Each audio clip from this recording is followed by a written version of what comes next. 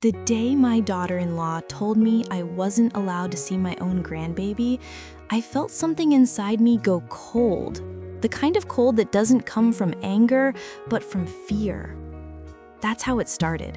Not with a fight, not with shouting, not with slammed doors or dramatic ultimatums, just a quiet, quivering sentence from a woman who could barely look me in the eyes. I still remember the way she stood on the porch that morning, arms wrapped around herself even though the weather was warm, her eyes glassy, like she'd cried before I arrived.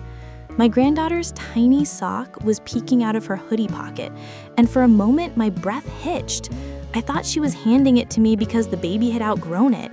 I didn't realize she was holding onto it like a lifeline. "Marcia, you can't come inside anymore." My daughter-in-law Elena said it so softly I thought I misheard her. "Sweetheart, what do you mean?" I asked, placing my hand lightly on the railing, steadying myself. She pulled back, not from my touch, but almost from my presence, like my very nearness scared her. I just can't have you here," she whispered. "Not around the baby. Not around me." Her voice trembled on the last word. Not around me. Those words didn't feel like rejection. They felt like fear. And that fear wasn't normal. It wasn't the kind of tension a daughter-in-law feels toward a mother-in-law over cooking styles or parenting advice. This was something deeper, sharper. It felt like she was terrified of what would happen if she let me cross the threshold. She kept glancing behind her toward the living room where I knew little Ava's playmat was spread on the floor. I could hear the faint tinkling of her mobile, those soft chimes that always calmed her down. The sound twisted my heart. I hadn't held my granddaughter in 2 weeks, not since my son's work schedule changed and Alina started avoiding my calls. "Alina," I said gently, "did I do something? Did I offend you? Is this about the pediatrician appointment? Because I only made that suggestion." "No," she cut in, "it's not that. It's something else." She looked away, pressing her lips into a thin, trembling line. I knew that look. I'd seen it in foster kids I used to volunteer with, in women who showed up at church with long sleeves in July, in strangers standing silently in grocery aisles staring at nothing. It was the look of someone carrying a secret too heavy for their ribs. But here's the thing, the secret wasn't mine. At least back then, I didn't think it was. Normal life before the storm. Let me step back for a moment. My name is Marcia Turner, and for most of my life, things were simple, predictable. Study. I taught 3rd grade for 28 years. I married my high school sweetheart, Harold, and we stayed married for 42 years until God took him home. We raised one son, Ethan, a good boy, a quiet boy, the kind of man who opens doors for strangers and still kisses his mother on the cheek every time he visits. When he brought home a girlfriend for the first time in years, a soft-spoken woman with deep brown eyes and a nervous laugh, I welcomed her with open arms. Her name was Alina Reyes. She worked as a nurse assistant at a rehab center across town. She loved chamomile tea with honey. She was allergic to strawberries. She was shy, but in a sweet way, always folding her hands in her lap when she talked, like she was trying not to take up too much space. From the beginning, she looked at Ethan like he hung the moon, and my son, well, he looked at her like she was the answer to a question he'd never asked out loud. They got married quietly, just a courthouse ceremony and a small dinner afterward. Harold had passed by then, and Ethan didn't want a big wedding without his father. I understood. Then, when little Ava was born, a softness opened in our family again, a kind of new warmth I hadn't felt in years. I babysat twice a week. I helped cook meals when Alina went back to work. I knit Ava her first blanket, a yellow one that still smelled faintly of lavender from my cedar chest. Life wasn't perfect, but it was peaceful. And then, like a sudden harsh wind slamming a door, everything changed. The first clues, the quiet shift. I didn't notice the shift immediately. It started small. A canceled visit here, a late text reply there, a quiet uneasiness in Alina that hadn't been there before. The first real sign came one weekday morning when I stopped by with a pot of chicken soup, my mama's recipe, the one we always made when someone was feeling under the weather. I knocked gently, hearing little Ava cooing inside. 10 seconds passed, then 20, then 60. Finally, I heard the lock click, but only the door chain slid open, not the door. I still remember Alina's eye peeking through the gap, wide, startled, like she didn't expect me, even though I always came on Tuesdays. "Oh, Marcia," she said. "I didn't realize it was you." She didn't open the door, not even halfway. That was strange. And her voice was the biggest red flag. It held that high, thin quality people get when they've been crying or arguing or hiding something. I asked if everything was okay. She said yes, but she didn't look me in the eye. Then she said, We're a little busy today. Maybe next week?" I didn't push. I handed her the soup through the narrow opening, and she murmured something like, "Thank you," before closing the door again, quickly, almost urgently. I walked back to my car slowly, the way you walk when you're trying to make sense of something that doesn't quite fit together. By the time I reached the driver's seat, I realized my heart had started beating too fast. Something was wrong. Not with her, not with my son, not with the baby. Something was wrong with how she saw me. But for the life of me, I couldn't understand why. And then came the banning.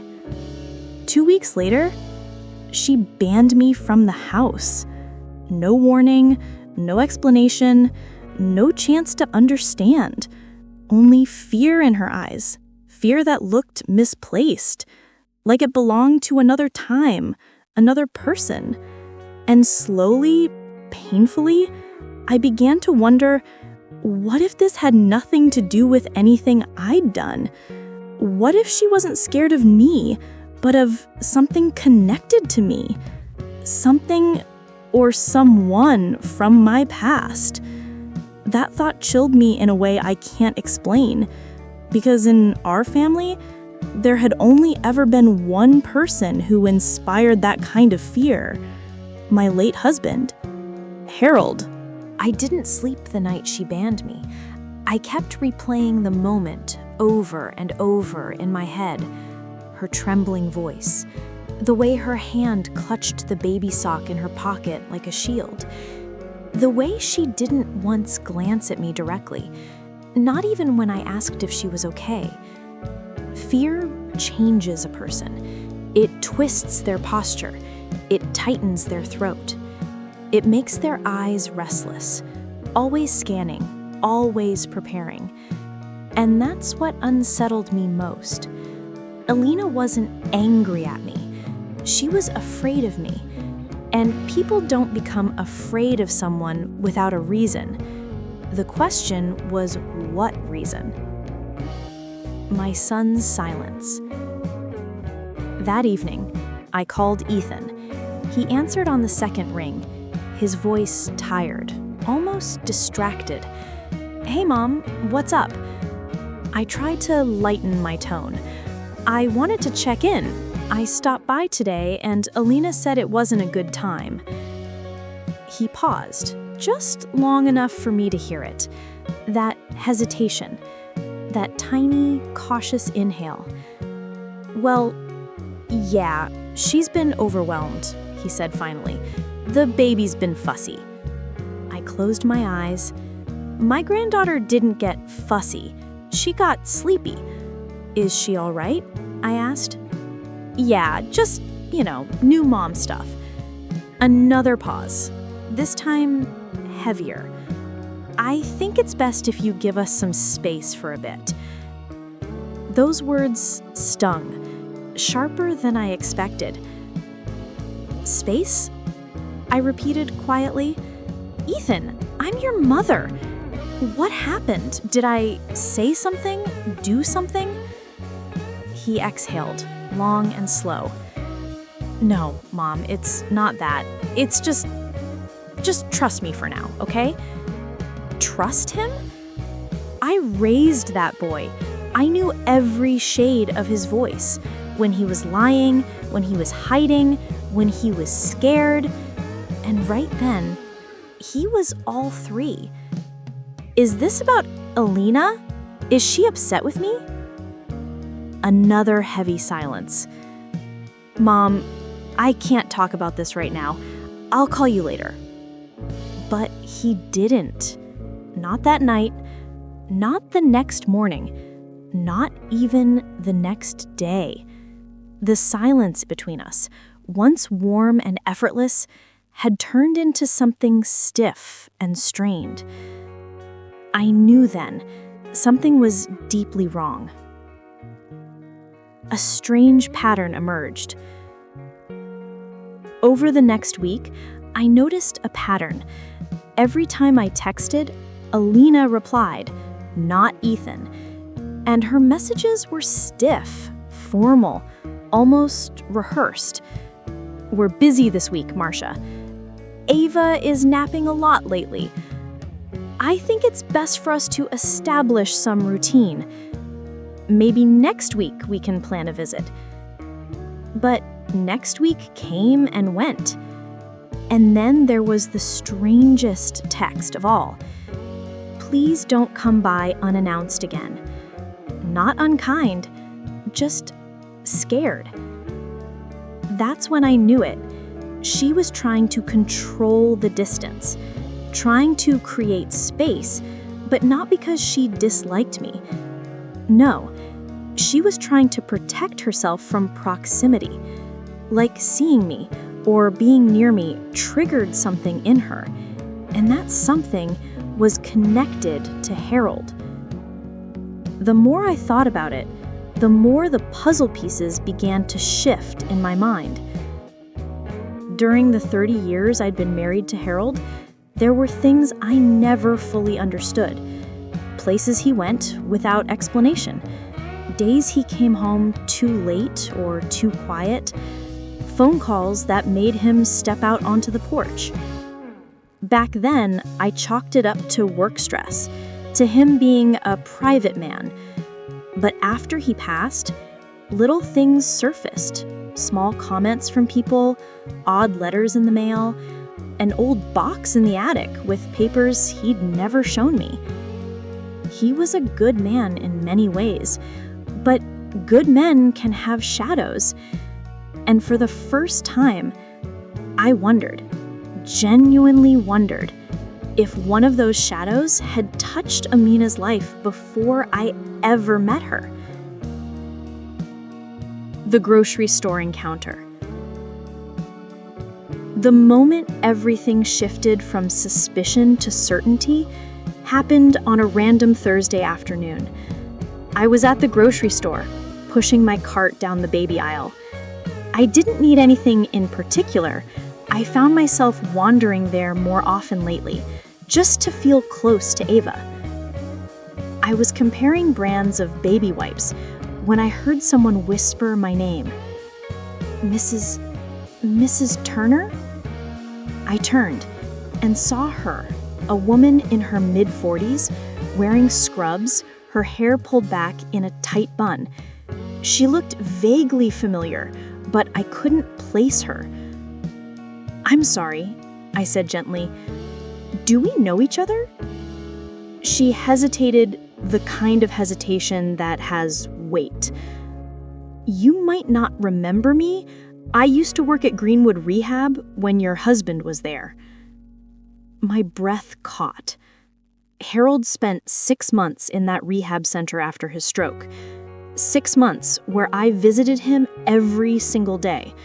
6 months where nurses and aides came and went, most of whose faces blurred together over time. But this woman, her eyes held something I recognized. Concern. And something close to pity. How is your family? She asked.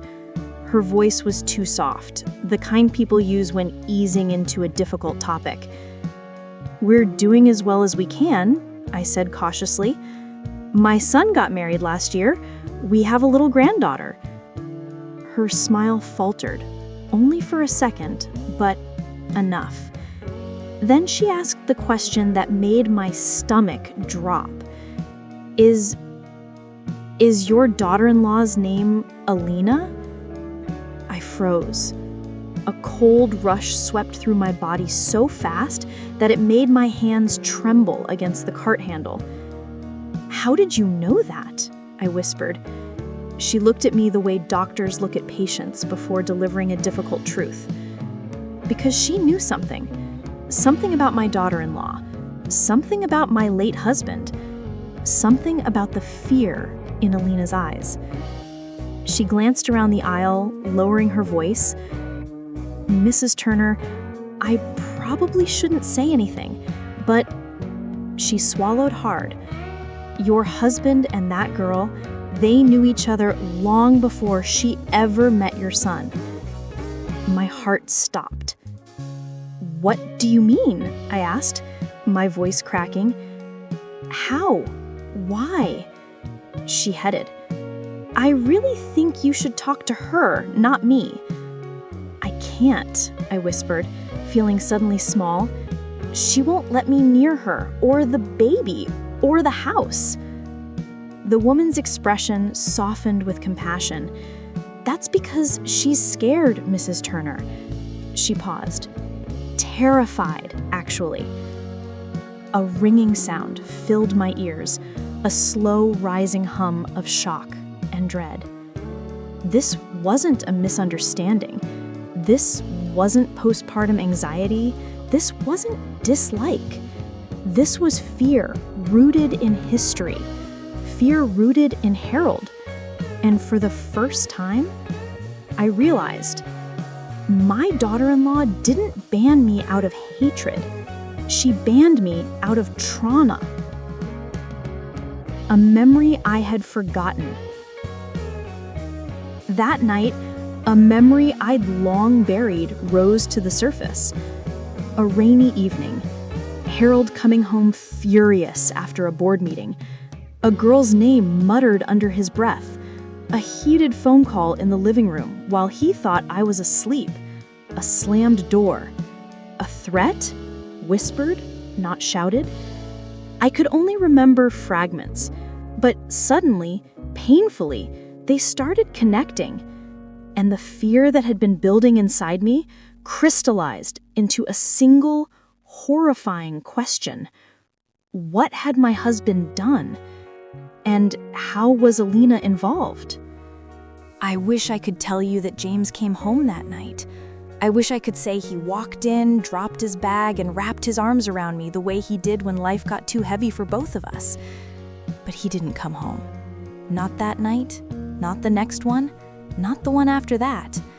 And when the sun rose on the fourth morning, I knew something inside my house had shifted forever. The walls felt emptier, the air sharper, like the home itself knew he wasn't coming back. But still, I waited. Every evening, I cooked just a little extra. I kept the porch light on the way my mama used to do when she was waiting on me. And every time a car passed the house, my heart jumped up into my throat before falling right back down again. Loneliness can make a grown woman feel like a frightened child again. And that's what I was. A mother who raised a son on love alone, now standing in the quiet, holding every memory like a broken piece of glass. But here's the thing about silence. Eventually, it starts speaking. And on the evening of the 5th day, it told me something I didn't want to hear. He's not avoiding home, he's avoiding you. My hands started shaking so bad I had to sit down. I pressed my palm against my chest, trying to calm that horrible ache that only mothers understand. The pain you get when your child is alive but gone from you. I picked up my phone, but before I could call him again, a message popped up. From Alina. Just seeing her name made my stomach twist. I opened it, hoping, naively, that maybe she had grown some kind of conscience. But no, it was one sentence, 8 words. Cold, sharp, calculated. He's settling in. Stop contacting him. It's stressful. Stressful? As if a mother wanting to hear her child's voice was some kind of burden? As if the love that carried him through every fever, every heartbreak, every night he cried into my chest was now an inconvenience? I stared at the message until my eyes blurred. That's when something inside me cracked open. Not anger, not hate, just grief. Grief so deep it made my ribs hurt. I typed one sentence back. Please just tell me he's okay. Minutes passed. 5, 10, 20. 3 hours later, I finally got a response. Again, only one sentence. He'll reach out when he's ready. And that was it. No kindness, no reassurance, no daughter-in-law trying to build a bridge. Just a wall. A tall one. Thick. Cold. And my son, my only child, was on the other side of it. I didn't sleep that night. Instead, I sat at the kitchen table, staring at the steam rising from a cup of tea I never drank, watching it curl, fade, disappear, the same way my boy was slipping away from me, the same way my family was dissolving right before my eyes. And then, right when the clock hit 3:17 a.m., I heard something. A car engine. Slow, familiar, hesitating. I froze. My heart started pounding so loud I swear the house could hear it. The driveway gravel crunched. A door shut. Footsteps. My breath caught. Because after 6 days, my son was finally home. But the way he walked into that house, the look in his eyes, that's when I realized he didn't come back alone. He came back with a truth, and it was gonna break me. The front door opened so quietly, I almost thought I imagined it. James stepped inside, shoulders hunched, like the air outside had been too heavy to carry, and the air inside was even worse. I didn't say a word. I didn't trust my voice not to crack. He set his keys on the table, not in the bowl where he always tossed them, but beside it. A small thing, but mothers notice small things. He didn't hug me, didn't smile, didn't even look fully in my direction, just said, softly, "Ma, we need to talk." Those 5 words stole all the warmth from the room. He sat across from me, elbows on his knees, hands clasped like a man about to confess to something he wished he could undo. I waited. When you raise a child alone, you learn to read silence better than most. And his silence was saying, "I'm afraid, I'm guilty, I don't know how to tell you this." He finally lifted his head. His eyes were tired, red, haunted. "Ma," he swallowed hard, "I didn't plan for any of this. I swear I didn't." My heart squeezed. "Plan for what, baby?" He flinched, not because of my words, but because I still called him baby. He rubbed his face like the truth was sticky on his skin. "It's Alina," he said. We've been arguing a lot about you." My breath caught. He kept going. "She feels like you judge her." His voice cracked slightly. "She thinks you don't accept her." I stared at him, stunned. I've been nothing but respectful to that girl. "I know," he said quickly. "I know you have. But she has her own way of seeing things." I leaned forward. "And you? How do you see things?" He looked away, jaw tightening. "I'm just trying to keep the peace. She gets stressed, easily, and when she's stressed, everything falls on me." Ah, there it was. Not the truth, but the beginning of it. He wasn't here because he missed me. He wasn't here because he realized he'd been gone for 6 days. He was here because she let him come. He ran a hand through his hair. "She told me she messaged you," he said. "I didn't want you to worry." I almost laughed. Didn't want me to worry after disappearing for 6 days? But I didn't raise my voice. I didn't cry. I didn't beg. I simply asked, "James, why didn't you call me yourself?" He froze. Just froze. And when he spoke, his answer shattered something inside me. Because she didn't want me to. The room went cold. My fingers curled into the fabric of my robe. I pressed my hand to my chest, steadying myself. "James, are you happy?" He opened his eyes. Tears sat in them, but none fell. "I don't know," he whispered. "I really don't know, Ma." A crack ran through my heart, because uncertainty is just pain dressed in soft clothing. I reached for his hand. He didn't pull away, but he didn't hold back either, like a boy standing on the edge of two worlds and not sure which one was home anymore. Then he spoke words he had never said to me in his entire life. Words that told me this story was only getting darker. "Ma, I think she's pregnant." The word pregnant didn't hit me like joy. It hit me like a door slammed shut. James didn't smile when he said it, didn't glow, didn't show the slightest spark of excitement. He said it like a man delivering bad news on behalf of someone he loved and someone he feared. My voice trembled. "James, are you sure?" He stared at the floor. "She took a test," he said quietly, "but she hasn't gone to a doctor yet. She wants to wait." I blinked, confused. "Wait for what?" He hesitated, then whispered, "For the right time to tell you." Ah, there it was again, that word, you. Like my presence was something to time, to tiptoe around, to section off behind glass. I tried to stay calm. "How far along does she think she is?" He sighed deeply, the kind of sigh that comes from the stomach, not the lungs. 7 weeks. 7 weeks. 7 weeks, and no one had told me? 7 weeks, and this girl had banned me from their home?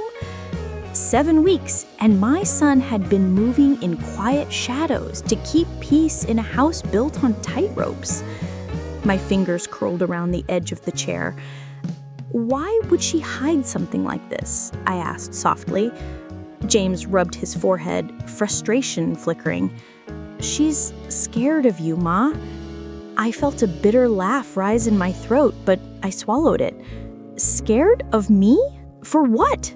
I've never raised my voice at that girl." "I know," he said gently, "but she's different. She has triggers, things from her past that still affect her." Now we were getting somewhere. I leaned forward. "James," I said slowly, "you need to tell me everything, because none of this is normal." He clenched his hands together, knuckles whitening. "She said she doesn't want the baby raised around judgment. That's why she doesn't want you around too much." I blinked, stunned. "Judgment? James, what judgment?" He didn't answer. He couldn't, because he knew the truth. There was none. This wasn't about judgment. It wasn't about me. It wasn't even about him. This was about her. Her secrets, her fears, her past. A past she hadn't told him, because if she had, he wouldn't be sitting in my living room looking like a man trapped in someone else's storm. I inhaled slowly, studying myself. "James, I need you to look at me." He did. His face was tired. So tired, it made him look older than his 32 years. "I'm your son," I said softly, "and I love you more than life. But something is wrong here. You know it, I know it. His throat bobbed. Ma, but I cut him off gently. Does this have anything to do with your father? His breath hitched. Just for a second. Just long enough. I knew. Something inside him shut down like a window slammed closed in a storm. He stood up abruptly. I should go, she's waiting. Of course she was. Holding the strings, making him dance, keeping him afraid of telling me the truth. James, but he shook his head, backing away. I'll talk to you tomorrow, okay? Just don't make her feel cornered, please. That word again, please. A plea from my son, my confident, gentle, good-hearted son, for me not to upset a woman who'd pushed me out of his life? He kissed my forehead, stiff and distracted, and walked out the door like a man carrying 2 lives on his shoulders, his wife's and the child growing inside her. The door closed softly behind him, but the silence that followed was loud enough to swallow the whole house. I stood there for a long time, long enough to feel the cold creeping into my bones, long enough to hear my own heartbeat thudding like a warning. I knew Alina was hiding something. I knew it had to do with my late husband, and I knew the truth was close, so close, I could almost smell it. But I didn't know yet that the truth she feared most was a truth that belonged to me. The house was too quiet after James left. You know that kind of quiet, the kind that doesn't soothe you, doesn't give you peace, but instead presses down on your shoulders like something is waiting. I made myself a cup of tea, though I didn't drink it. My hands were trembling too badly. 7 weeks pregnant, and she told him not to tell me. I sat at the kitchen table, my husband's old chair directly across from me. Sometimes, when the house is still, I swear I can almost smell his cologne, that warm cedar and musk he wore every Sunday to church. But that night, that scent didn't comfort me. It unsettled me, as if something about him was tangled in this mess with my daughter-in-law. I didn't sleep. I lay in bed watching the shadows on my ceiling move like ghosts made of streetlight. The house was too quiet after James left. You know that kind of quiet? The kind that doesn't soothe you, doesn't give you peace, but instead presses down on your shoulders like something is waiting. I made myself a cup of tea, though I didn't drink it. My hands were trembling too badly. 7 weeks pregnant, and she told him not to tell me. I sat at the kitchen table, my husband's old chair directly across from me. Sometimes when the house is still, I swear I can almost smell his cologne, that warm cedar and musk he wore every Sunday to church. But that night, that scent didn't comfort me. It unsettled me, as if something about him was tangled in this mess with my daughter-in-law. I didn't sleep. I lay in bed watching the shadows on my ceiling move like ghosts made of streetlight. Around 6:30 a.m., I heard my phone buzz on the nightstand. A message from James. But when I opened it, my heart stopped. It wasn't from James. It was from Alina. She had sent it to his phone, and he had forwarded it to me by mistake. Or maybe he hadn't meant to forward it at all. Maybe he hit the wrong name in his contacts. Maybe God simply set the truth loose, the way truth always finds its way to light. The message was long, longer than anything she'd ever said to my face. And the first line alone made my stomach twist. I saw his mother at the grocery store today. She looked at me like she knew. Knew what? I kept reading, my hands shaking. Every time I see her, it's like he's in the room again, like he's watching me through her eyes. My blood ran cold. She was talking about my husband. She was talking about a man who had been dead for 8 years. I scrolled down further. She continued, "I can't have her around the baby, James. Not until I'm sure she won't ruin things. Not until I know she won't tell you everything." My breath caught. Tell him what? I read the last part twice, disbelieving. Your mother reminds me too much of him, and I can't go through that again. I set the phone down. I stared at the wall. I didn't blink. I didn't breathe. I didn't understand. My late husband had never met this girl. He died long before James ever brought her home. So how could he possibly be part of her past? I scrolled back up and reread the entire message. Every line, every implication. My brain kept circling the same terrifying question. Why does this girl think my husband is part of her past life? What could she possibly mean by, "I can't go through that again"? I wasn't imagining anything. I wasn't twisting words. She was afraid of me because I reminded her of my husband. But how? A memory surfaced, one I hadn't thought about in years.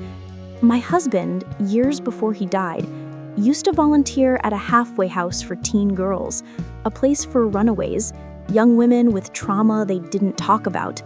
He helped them get GEDs, safe housing, job referrals. He'd come home late sometimes, his clothes smelling like the industrial soap they used there. He never talked much about the girls. Confidentiality rules, he said. But I remember one night he came home shaken, hands trembling, face pale. He said one of the girls had a breakdown, screaming, crying, hitting the wall because she thought a man from her past had found her. He said she was 18, pretty, quiet, always wore a hood over her head, lived with fear etched into her bones. He never told me her name, but now my stomach twisted into a knot. Alina was 26, 18, 8 years ago. The timeline matched, the fear matched, the way she shut down around older men, the way she flinched when James raised his voice, the way she ran her life like every shadow was a threat. It all matched. I stood from the table, my knees unsteady. If my husband had known her, if he had helped her, if she had been in that halfway house, then she wasn't hiding a crime. She was hiding a wound connected to the man I loved and buried and grieved, a wound she believed I would expose. I pressed my hand to my mouth, a cold realization washing over me. She wasn't afraid of me. She was afraid that I would tell James what my husband told me in confidence the night that girl had her breakdown. Something I hadn't thought of in years. Something I had pushed so far down, I almost believed it wasn't real. My husband told me the girl had been harmed by a man, not physically, but emotionally manipulated, controlled, terrified. A man who looked shockingly similar to my husband, enough to trigger panic attacks. And when he told me that, I asked him, "Do you think she's safe now?" He said, "I hope so. But someone like that, someone with scars that deep, they don't heal easily." I sank into my chair, trembling. Alina wasn't pushing me away because she hated me. She was pushing me away because my husband's face was still living somewhere in her nightmares. And seeing me, a woman who shared his features, his mannerisms, his calm, firm voice, must have felt like being hunted by her past all over again. A new fear rose inside me. If she was that traumatized, what would happen when she realized James looked like him too? I didn't leave the house for the rest of the day. Didn't cook, didn't clean, didn't answer the phone when James called twice, or when he sent a message asking if I was okay. I wasn't okay. I was sitting with a part of my past I had sealed away, and the key to that memory was a girl who now slept beside my son and carried his child. When the sun finally slipped behind the houses and the streetlights flickered on, I found myself standing in front of my hall closet. I don't know what pulled me there. Instinct maybe? Or guilt? Or the strange, heavy feeling that something from that time in my husband's life was still sitting quietly in my home. On the top shelf was a dusty, navy blue storage box. My husband's handwriting on a piece of tape read, "Volunteer Papers 2012 to 2016. I took it down, set it on the kitchen table, and opened the lid. Old notebooks, schedules, a few thank you cards from girls who got their GEDs, a stack of flyers for the Halfway House's mentorship program. Normal things, safe things. Until I found it. A manila folder with a red stamp across the corner. Confidential, incident report. My heart thudded once, a deep, heavy beat that echoed in my ears. I shouldn't have been reading it. These were private records, not meant for me, not meant for anyone outside the staff. But my hands moved on their own. I opened the folder. Inside was a single sheet of paper, typed neatly with no names, only initials. Client AM, age 18. My throat tightened. AM, Alina Montgomery. It couldn't be a coincidence. I kept reading. Client experienced a panic episode after seeing a male volunteer with physical resemblance to alleged abuser. Client reported flashbacks, dissociation, and emotional distress. I felt dizzy. My husband had never told me that it was him, that he was the trigger. He'd only said he resembled someone from her past, but the report made it clear. She saw him, and her body reacted like she was in danger. There were more lines. Client refused to disclose details, but indicated fear of being followed. Repeated statements, "He finds me through people who look like him." I put a hand over my mouth. I remembered my husband coming home that night shaken, quiet, his hands trembling as he washed dishes just to give himself something to do. He told me he'd accidentally scared a girl, but he hadn't told me the depth of it.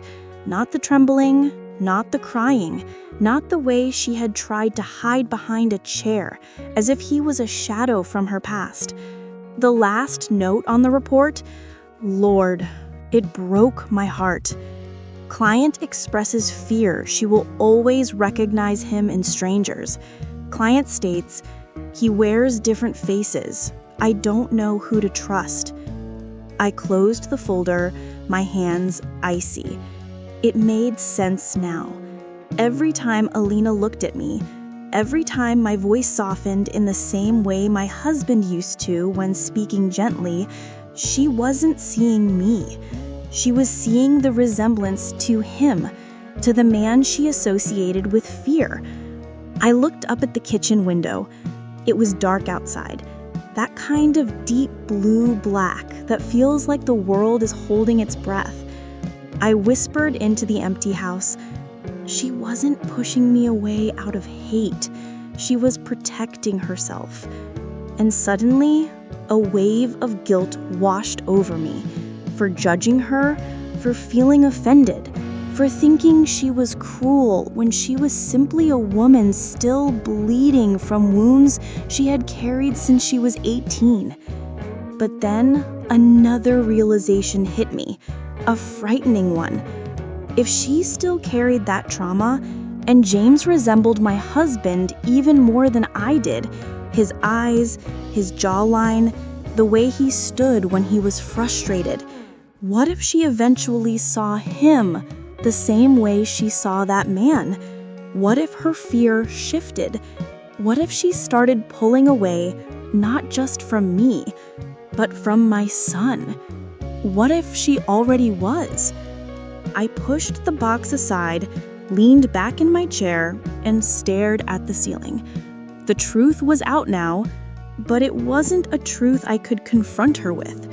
You can't sit a traumatized woman down and say, "Sweetheart, I know you think my husband looks like the man who hurt you." That would destroy her. It would destroy James, and it might destroy their marriage. I needed to tread softly, gently, wisely. But one thing was now clear. If I didn't understand her past fully, I couldn't help my son's future.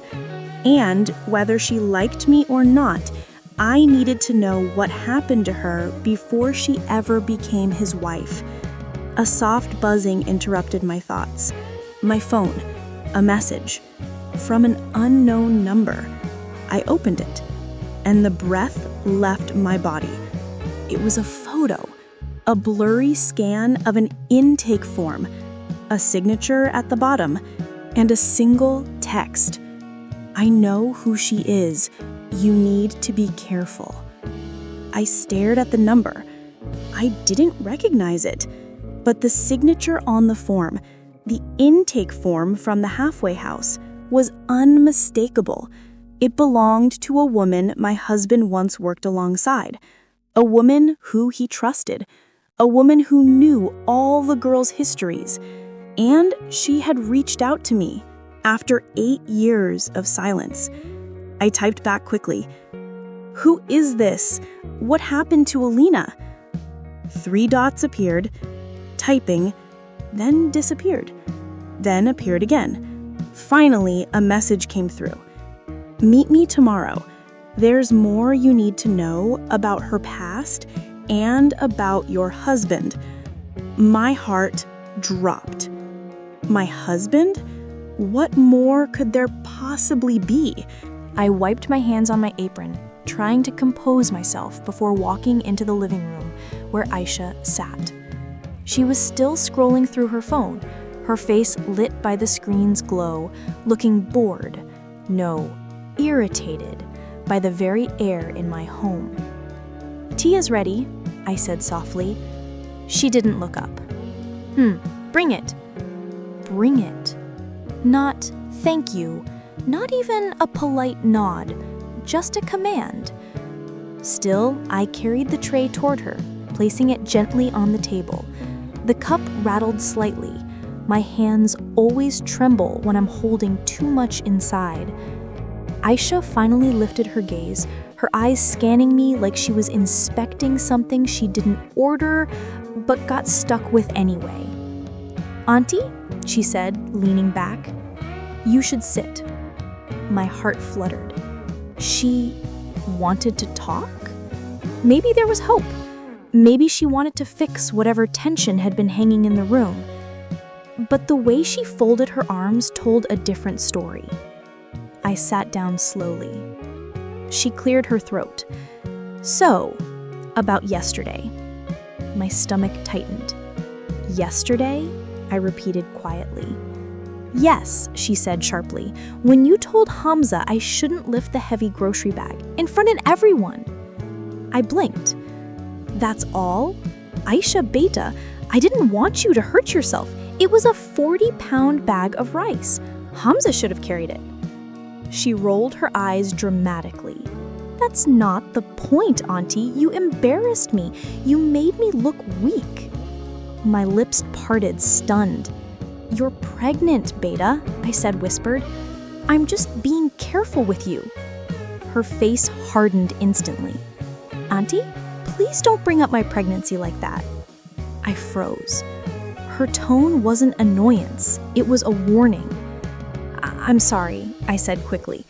"I didn't mean to upset you." She took a sip of tea, then set it down loudly on the saucer. "Look," she said, leaning forward, "I know you've always been, well, very involved in Hamza's life, and I know he's your only son, but things are different now. He has a wife, me, and I need space to run my home the way I want." I nodded slowly, even though the words pierced me. I understand. No, Auntie, you don't. She took a breath, her voice dropping lower, more serious. I'm going to be honest with you. I feel like you hovering around all the time is creating stress. Hamza won't say it to your face, but he feels it too.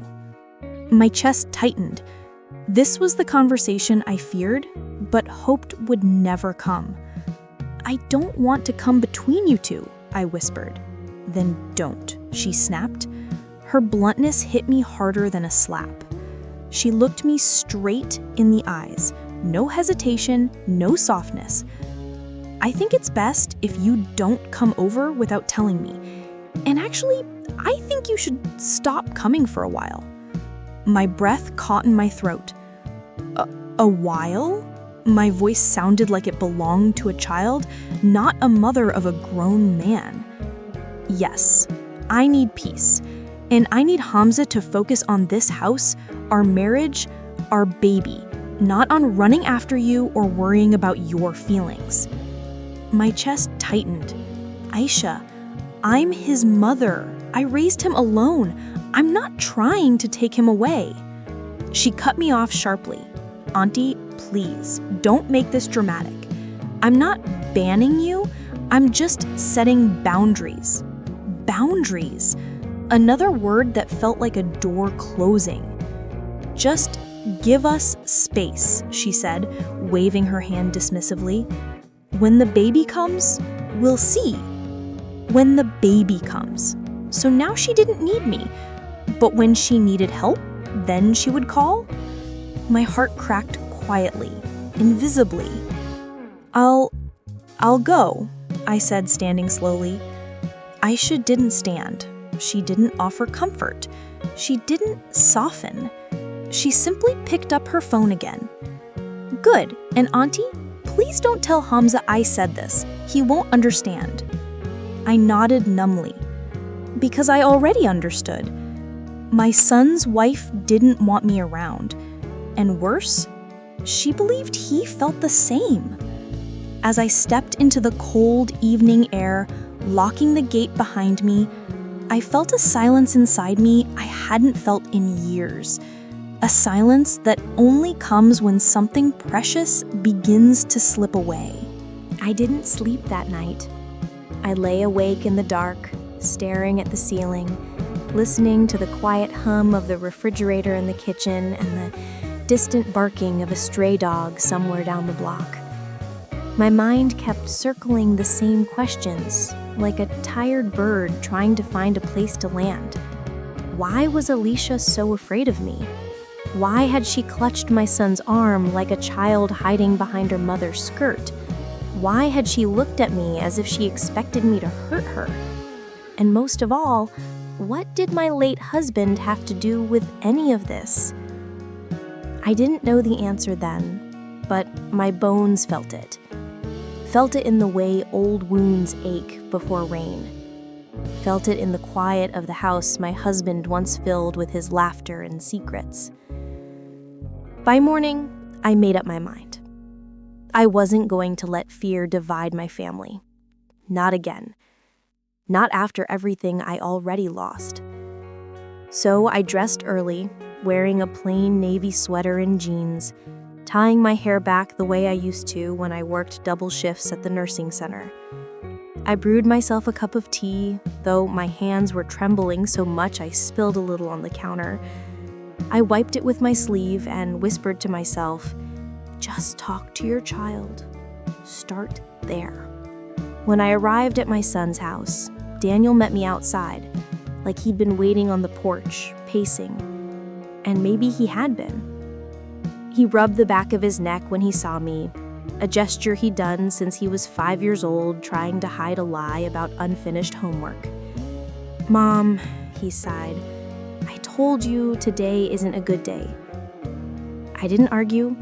I didn't push my way inside. I simply stood there, hands tucked loosely together, eyes soft.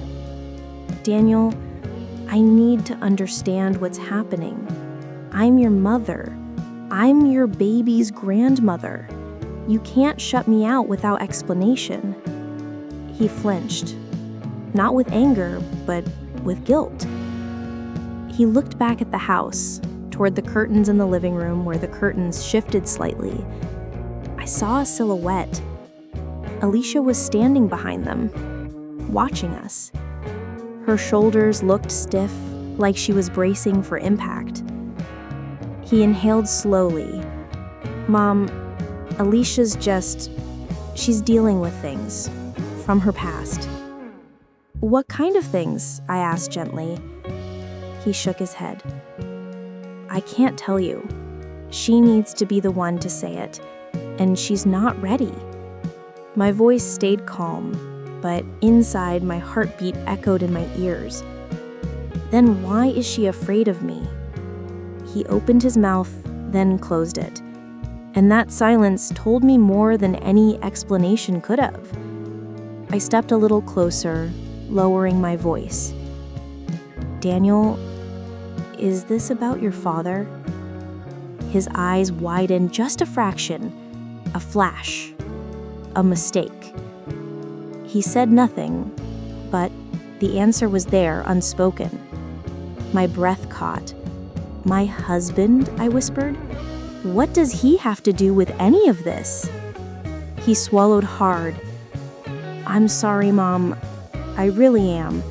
But this isn't something I can explain without breaking her trust.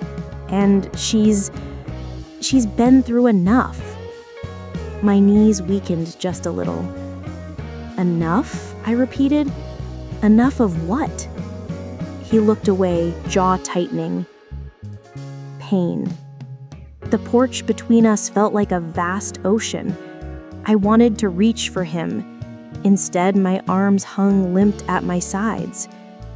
"Daniel, if your father hurt that girl somehow, I deserve to know. I deserve to understand the truth about the man I loved for 33 years. A crack formed in his voice. "He wasn't the man you think he was, Mom." The air left my lungs, and for a second, I couldn't breathe. But before I could speak, the door opened behind him, quietly, carefully, and Alicia stepped outside. Her hands were shaking.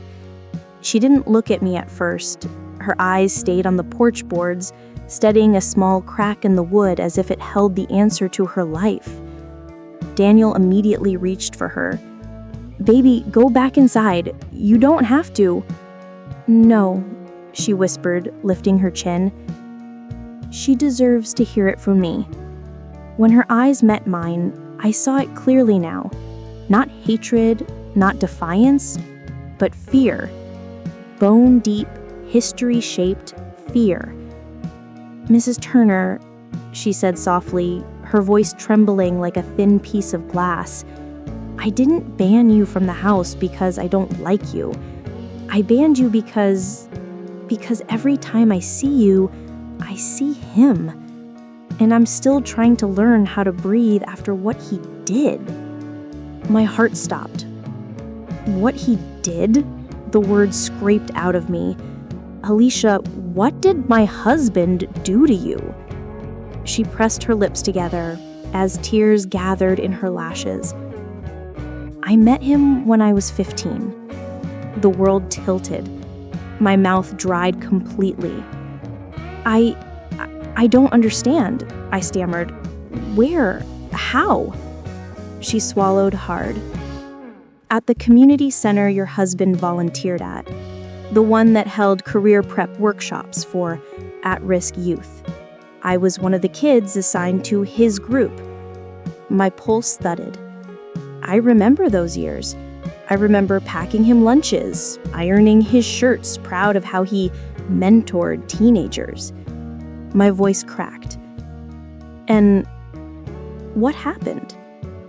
Alicia closed her eyes, inhaled shakily, and whispered, "He treated me like I owed him something for helping me, something no girl should ever be expected to give.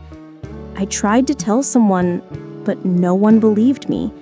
He was respected, trusted. Your husband was a hero in everyone's eyes." My legs nearly gave out. A distant ringing filled my ears. No, not him. Not my husband. Not the man who danced with me in the kitchen. Not the man who held our son when he had nightmares. Not the man who brought flowers every anniversary without fail. I felt something break inside me. A small, fragile piece that kept my memories intact. Tears blurred my vision. "Alicia," I whispered, "why didn't you ever come forward?" She let out a bitter, broken laugh. Who was going to listen? A poor teenage girl with no family support? Against a married man with a spotless reputation?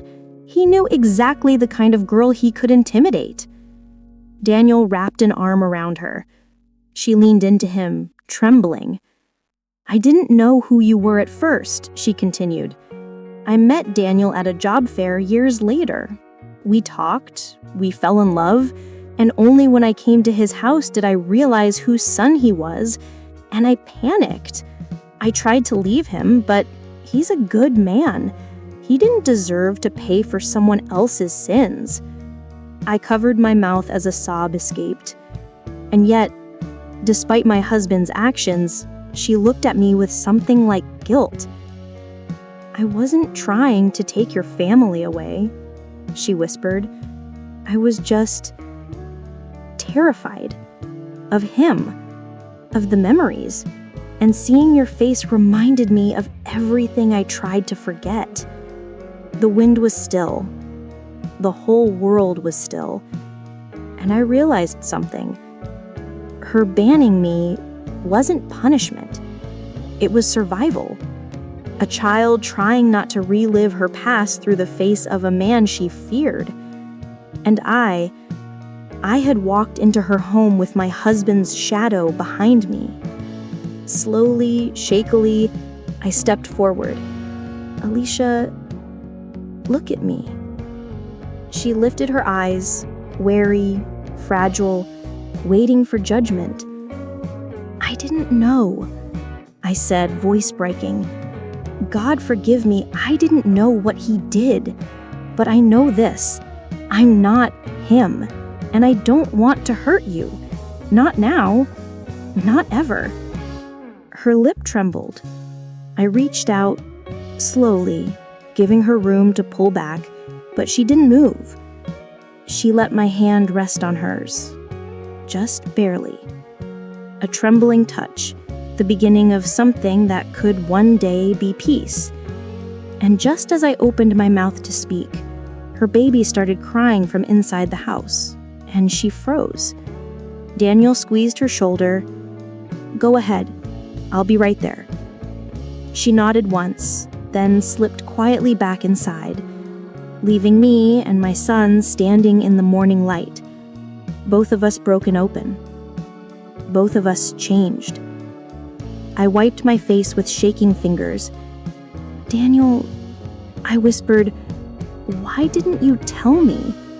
He exhaled, "Because I wanted her to trust you on her own." Daniel and I stood on that porch in silence for a while. Two people, both holding a truth that had broken them in different ways. Finally, I breathed.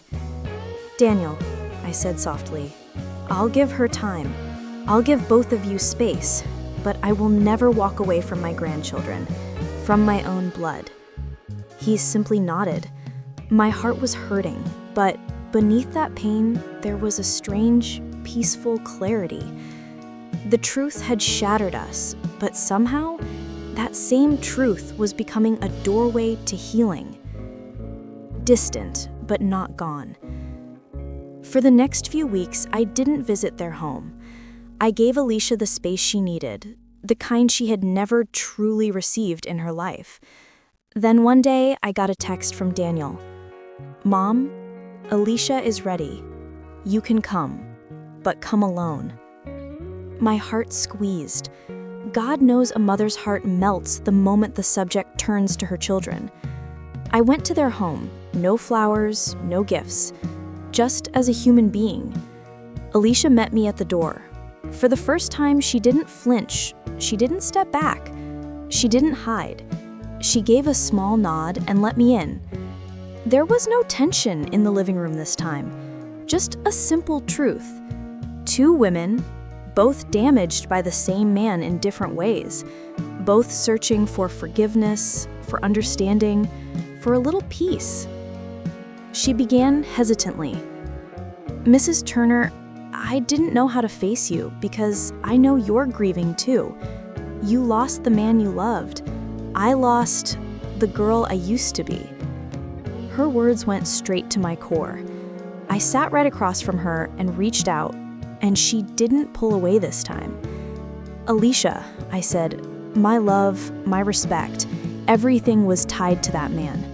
But now I accept the truth you brought into my life." My voice felt thin, like a breeze passing through an old tree. "I'm not afraid of your presence. I was afraid of lies. And now, there are no more lies left." Her eyes filled with tears, but not of fear this time, of relief. "Can I ask you something?" she whispered. "Yes, sweetheart." "Do you hate me? Even a little?" I didn't answer right away. Truth needs a moment. And then I told her what was truly in my heart. "No, I don't hate you. I feel grief because of everything we both lost, but not hatred. You are my son's happiness, and now you are becoming someone who understands my pain too." Her breath trembled. And that day, we cried together, openly, without embarrassment. Two women, bound by the wounds a broken man left behind, finally stitching those wounds with honesty. The baby, the turning point. Suddenly, we heard the baby crying through the monitor. Alicia looked at me with hesitation, like she was about to break the biggest wall between us.